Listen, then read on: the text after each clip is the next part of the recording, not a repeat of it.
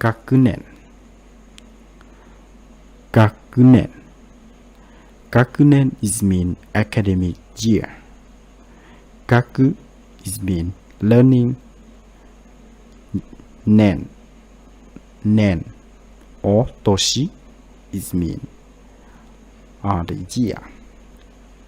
So when you put the kanji of learning or studying with the kanji of year, so it means academic year or the year that you are studying in.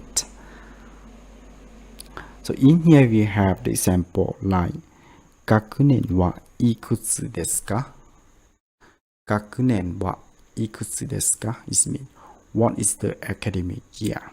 That means what the year are you in the school? 学年は4年生です。You can say 学年は1年生です。Which means I'm the first year at the school.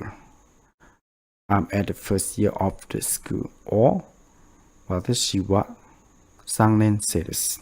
Which means I'm at the third year of the school. Like this.